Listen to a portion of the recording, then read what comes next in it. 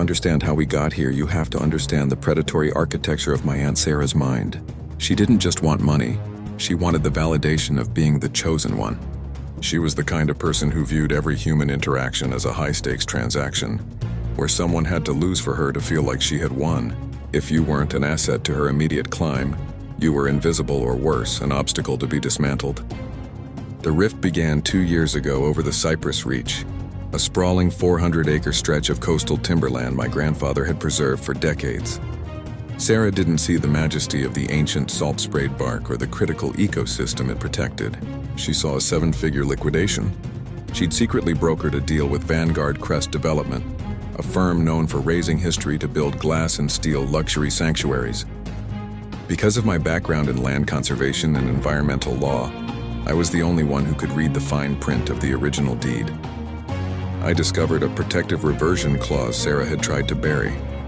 I presented the evidence to the family board, effectively killing her payday and ensuring the land remained untouched. Sarah didn't see a legacy saved. She saw a thief stealing the crown jewels from her pocket. From that day forward, she didn't just dislike me.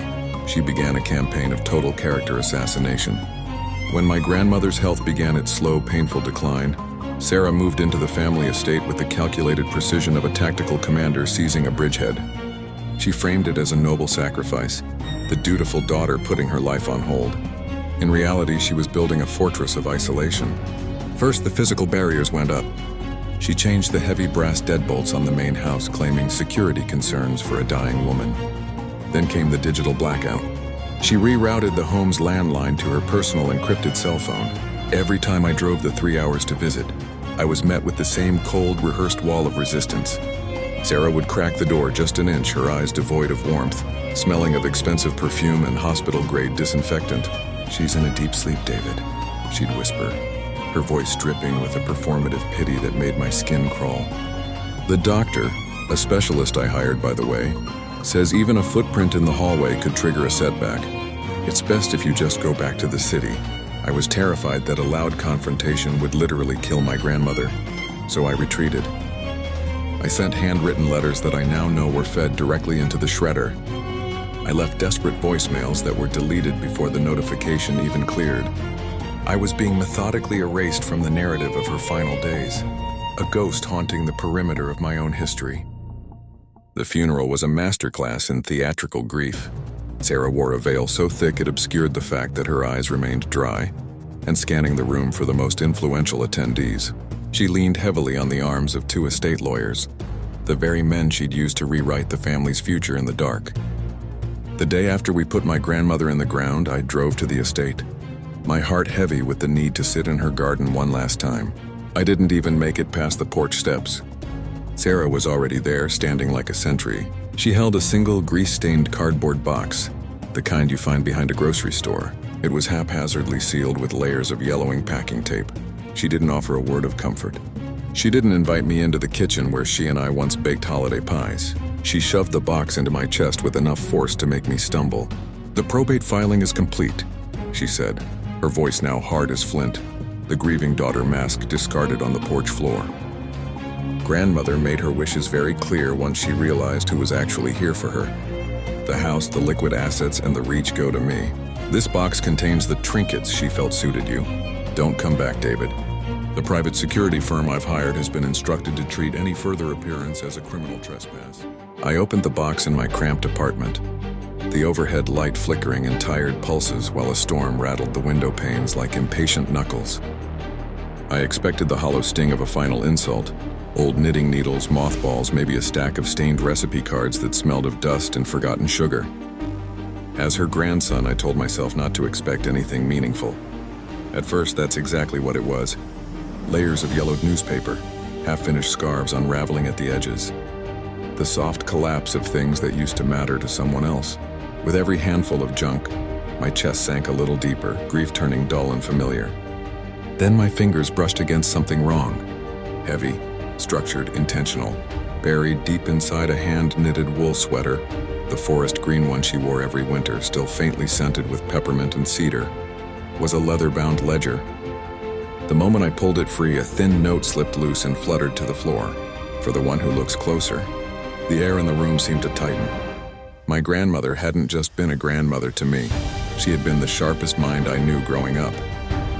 Long before arthritis bent her fingers and softened her voice, she had been a forensic bookkeeper for the state's high-profile embezzlement unit in the 1960s. She believed something with near religious certainty. People are fluid, stories are slippery, but numbers are moral. Double-entry bookkeeping, she used to tell me when I was a boy, is the closest thing to truth you'll ever hold in your hands. So when I opened the ledger, I expected columns, totals, order. What I found instead felt like stepping into a battlefield. It began innocently enough. Tables of medication schedules, neat rows of dosages for heart thinners and blood pressure pills. But in the margins, the ink told another story. Tiny handwriting, cramped, urgent, growing shakier, more desperate, page after page. She hadn't just been tracking her health. She'd been documenting a siege. Set 14. Sarah brought the specialist again. Soft voice, not cold eyes. The new blue pills make the walls ripple like water. I can't find my reading glasses. Sarah says I never had any, that I'm imagining the books I've read. I know I am losing the room, but I am not losing my mind. Not yet. Yet at 28. I hid the pills under my tongue today. Spit them into the sweater when she wasn't looking. The fog lifted. I saw Sarah in the hallway with a man in a suit. They were studying a map of the Reach. She marked red X's over the cedar grove. My heart hurt, but not from the illness. Octu, she thinks I'm asleep. The specialist says the dosage will keep me compliant. I heard her on the phone with Vanguard developers. They're talking about the trees again. She said I'd be gone by Christmas and the title would be clear. She sounded happy, like she was planning a vacation. The entries grew colder, more methodical. Dates, names. Small details only someone trained to notice discrepancies would record. Nav 12, a letter came today. I saw the crooked stamp. You always press too hard on the corner. Sarah took it to the kitchen. I heard the fireplace roar. She came back and said you hadn't called in months, that you were asking about the inheritance. I smiled. I must keep smiling so she doesn't look for the ledger. Near the back, the paper changed, thicker, almost ceremonial. The handwriting fractured into jagged strokes, pressed so hard the pen nearly tore through. At the top of the page, she had written, carefully, formally, final entry, codicil. The storm outside cracked like a gunshot, and for a moment the lights went out. I sat there in the dark, the weight of it heavy in my hands, knowing with absolute certainty that whatever came next wasn't just a note. It was her last move. It was witnessed and signed by the two neighbors, Mrs. Gable and Mrs. Thorne, the tea smugglers who had managed to bypass Sarah's security under the guise of bringing over baked goods. In clear professional language, Grandmother revoked all previous wills signed after her treatment began. She left the entire estate, the house, and the $2 million liquidity to me, on the absolute, unbreakable condition that the Blackwood Reach remain a biological trust in perpetuity. Pinned to the back cover was a small translucent envelope containing a micro SD card. On it, she had written one word in bold black ink, listen. I sat there in the dark, clutching the ledger to my chest. The junk in the attic wasn't a consolation prize. It was the ammunition for a counteroffensive. Sarah thought she had buried the truth under biometric locks and legal filings, but she had handed me the one thing she couldn't account for, a forensic bookkeeper's final audit. I didn't call Sarah. I didn't storm the gates of the estate or send a single threatening text. To do so would have alerted her, and a cornered predator is a dangerous thing. Instead, I went underground. For 3 months, I lived on cold coffee and the blue light of a laptop screen, working with a legal team that specialized in contested estates and elder financial abuse. We built a cage made of facts. I hired a forensic ink analyst, a man who spent his days looking at the microscopic bleeding of ballpoint pens. He confirmed that the new will Sarah presented had been signed with a hand that was visibly shaking, likely under the influence of the heavy sedatives Grandmother had logged in her ledger. More importantly, we tracked down the specialist. It turned out he wasn't a doctor at all. He was a disgraced medical consultant who had lost his license for overprescribing narcotics in another state. At the probate hearing, Sarah walked in like a queen claiming her throne. She wore a tailored white suit, the kind of outfit someone wears when they want to look untouchable. She sat at the mahogany table, checking her gold watch, clearly annoyed that this formality was taking so long. Her lawyer sat beside her, a row of expensive suits and shark-like grins.